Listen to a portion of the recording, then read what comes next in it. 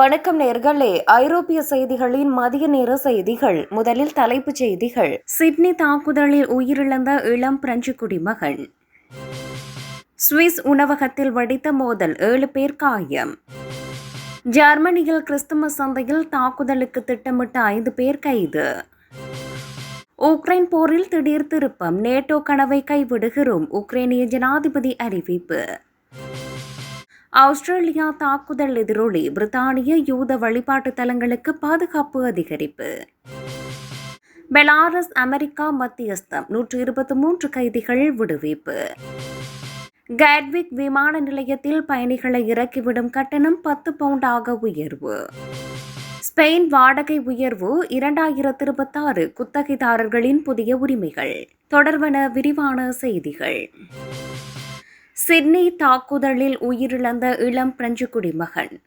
சிட்னியில் நடைபெற்ற யூத விரோத பயங்கரவாத தாக்குதலில் 27 வயதுடைய பிரெஞ்சு இளைஞரும் பொறியியலாளருமான டான் எல்கயாம் உயிரிழந்துள்ளார்.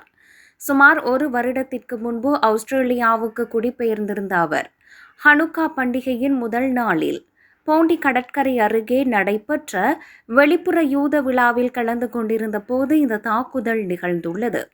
தாக்குதலுக்கு பிறகு டான் எல்கயாமை கண்டுபிடிக்க அவரது உறவினர்கள் முயற்சி செய்து கொண்டிருந்த போது அவர் உயிரிழந்து விட்டதாக உறுதிப்படுத்தப்பட்டது. வெளிநாட்டு விவகார அமைச்சர் ஜான் நோயல் பரோ அவரது குடும்பத்தினருடனும் உறவினர்களுடனும் துயரில் மூழ்கியுள்ள யூத சமூகத்துடனும் ஆஸ்திரேலிய மக்களுடனும் நாங்கள் இணைந்து இறங்குகிறோம் என தெரிவித்துள்ளார். பாரிஸ் பகுதியில் வளர்ந்து வரும் தகவல் தொழில்நுட்பத் துறையில் பணியாற்றிய டான் எல்கயாம் பயணங்களை விரும்பியவர். சமூக வலைதளங்களில் ஆஸ்திரேலியா உள்ளிட்ட பல நாடுகளில் எடுத்த புகைப்படங்களை பகிர்ந்து வந்தார் என்பதும் குறிப்பிடத்தக்கது. சுவிஸ் உணவகத்தில் வெடித்த மோதல், 7 பேர் காயம். சுவிட்சர்லாந்தின் ரோமன்ஸ் ஹார்னில் சனிக்கிழமை அதிகாலை இடம்பெற்ற மோதலில் 7 பேர் காயமடைந்தனர். பன் ஹோப்ஸ்டராஸில் உள்ள ஒரு உணவகத்தில் 2 குழுக்களுக்கிடையே அதிகாலை 4 மணியளவில் இந்த மோதல் ஏற்பட்டதாக துர்காவ் கண்டோனல் போலீஸ் தெரிவித்துள்ளது. நிலைமையை கட்டுப்படுத்த துர்காவ் கண்டோனல் போலீஸின் பல ரோந்து படையினர் வரவழைக்கப்பட்டனர்.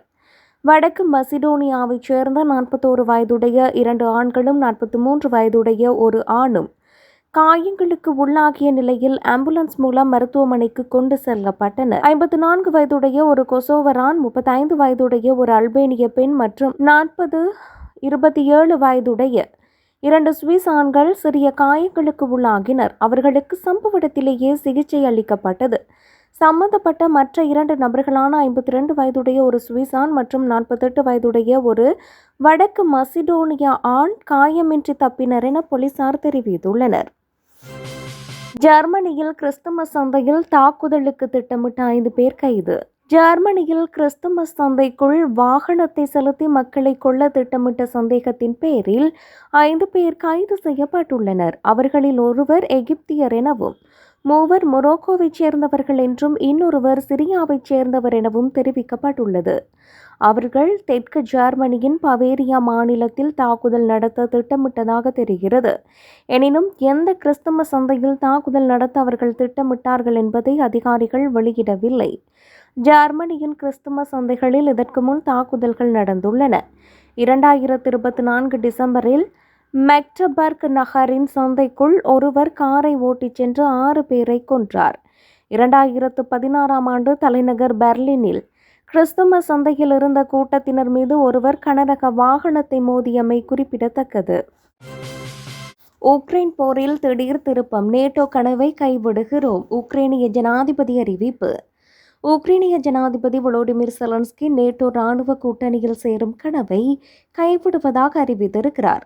அந்த கனவுதான் போருக்கு காரணம் என்று ரஷ்யா திரும்ப வலியுறுத்தி வந்திருக்கிறது.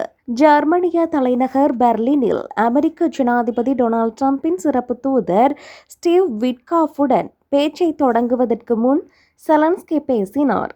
ஐரோப்பா, ஜப்பான் போன்றவற்றுக்கு தந்திருப்பதை போன்ற பாதுகாப்பு உத்தரவாதத்தை உக்ரைனுக்கு அமெரிக்கா வழங்க வேண்டும் என அவர் கேட்டுக்கொண்டார். ஐரோப்பா 2ஆம் உலகப் போருக்கு பிறகு ஆகப்பெரிய போரை சந்தித்துக் கொண்டிருக்கிறது. ஆஸ்திரேலியா தாக்குதல் எதிரொலி, பிரித்தானிய யூத வழிபாட்டு தலங்களுக்கு பாதுகாப்பு அதிகரிப்பு. ஆஸ்திரேலியாவின் சிட்னி நகரில் உள்ள போண்டி கடற்கரையில் ஞாயிற்றுக்கிழமை நடந்த பயங்கரவாத தாக்குதலின் எதிரொலியாக பிரித்தானியா முழுவதும் இருக்கும் வழிபாட்டுத் தலங்களுக்கான பாதுகாப்பு பலப்படுத்தப்பட்டுள்ளது. லண்டன் பெருநகர காவல்துறை வெளியிட்ட செய்திக்குறிப்பில், பெருநகரின் யூத வழிபாட்டுத் தலங்கள் மற்றும் யூத சமுதாய மையங்களை சுற்றியுள்ள பகுதிகளில் நாங்கள் பாதுகாப்பை அதிகரித்துள்ளோம். மேலும் அந்த பகுதிகளில் கூடுதலாக ரோந்து பணிகளையும் மேற்கொள்கிறோம்.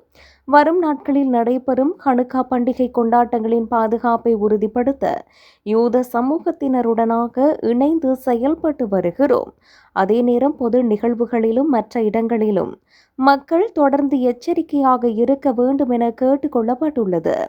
தாக்குதலுக்கு பிரித்தானிய பிரதமர் கெய்ர் ஸ்டாமர் வெளியிட்ட இரங்கல் அறிக்கையில், போண்டி கடற்கரையில் நடந்த தாக்குதல் யூதர்களுக்கு எதிரான வெறுப்புணர்வில் செய்யப்பட்ட பயங்கரவாத செயல் என்ற செய்தி மிகவும் அருவருப்பானது என குறிப்பிட்டுள்ளார். பெலாரஸ் அமெரிக்கா மத்தியஸ்தம் 123 கைதிகள் விடுவிப்பு. அமெரிக்காவின் மத்தியஸ்தத்தை அடுத்து ஏற்பட்ட ஒப்பந்தத்தின் கீழ் ஐரோப்பிய நாடான பெலாரஸில் கடந்த 2020ஆம் ஆண்டு நடந்த அதிபர் தேர்தலில் அந்நாட்டு அதிபர் அலெக்சாண்டர் லூகாசென்கோ மீண்டும் வெற்றி பெற்றதாக அறிவிக்கப்பட்டார். ஆனால் இந்த தேர்தலில் மிகப்பெரிய அளவில் முறைகேடு நடந்ததாக எதிர்க்கட்சிகள் குற்றம் சாட்டின. இதனையடுத்து அந்நாட்டு மக்கள் மாபெரும் போராட்டங்களை நடத்தினர். அந்த போராட்டங்களை அதிபர் கட்டுப்படுத்தியதுடன் ஆயிரக்கணக்கானோரை சிறையில் அடைக்க உத்தரவிட்டார். இதனையடுத்து அந்நாடு மீது முதலில் பொருளாதார தடைகள் விதிக்கப்பட்டன. இதற்கிடையே கைதிகளை பெலாரஸ் விடுவித்தார். உரங்கள் மீதான தடையை நீக்க அமெரிக்கா ஒப்புக்கொண்டது. இதை ஏற்று 123 கைதிகளை பெலாரஸ் அரசு நேற்று விடுவித்தது. கேட்விக் விமான நிலையத்தில் பயணிகளை இறக்கிவிடும் கட்டணம் 10 பவுண்டாக உயர்வு. பிரித்தானியாவின் கேட்விக் விமான நிலையம் பயணிகளை இறக்கிவிடுவதற்கான கட்டணத்தை அதிரடியாக உயர்த்தியுள்ளது. 10 நிமிட நிறுத்தத்திற்கான கட்டணம் 7 10 பவுண்டாக 42% அதிகரிக்கப்பட்டுள்ளது. இந்த புதிய கட்டண உயர்வு ஜனவரி 6, 2026 முதல் அமுலுக்கு வருகிறது. இதன் மூலம் குறுகிய நேர வாகன நிறுத்தத்திற்கு அதிக கட்டணம் வசூலிக்கும் பிரிட்டனின் விலை உயர்ந்த விமான நிலையமாக கேட்விக் மாறியுள்ளது.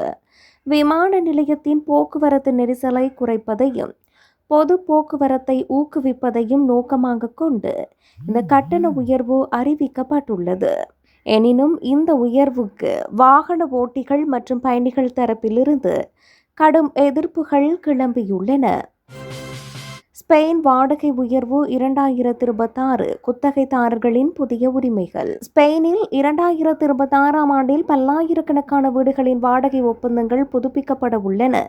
நாட்டில் வாடகை விலை விண்ணை முட்டும் அளவுக்கு உயர்ந்துள்ள நிலையில் குத்தகைதாரர்கள் பெரும் சவாலை எதிர்கொண்டுள்ளனர். எனினும் 2023ஆம் ஆண்டின் புதிய வீட்டு சட்டத்தின் கீழ் குத்தகைதாரர்களுக்கு சில முக்கிய உரிமைகள் வழங்கப்பட்டுள்ளன. குறிப்பாக அழுத்தம் நிறைந்த சந்தை என அறிவிக்கப்பட்ட பகுதிகளில் குத்தகைதாரர்கள் 3 ஆண்டுகள் வரை ஒப்பந்தத்தை நீட்டிக்க கோரலாம். இந்த சட்டம் ஆண்டு வாடகை உயர்வுகளை 2025இல் அதிகபட்சம் 3% என்றும் 2026 முதல் ஒரு புதிய குறியீட்டின் மூலம் கட்டுப்படுத்தவும் வழிவகுக்கிறது.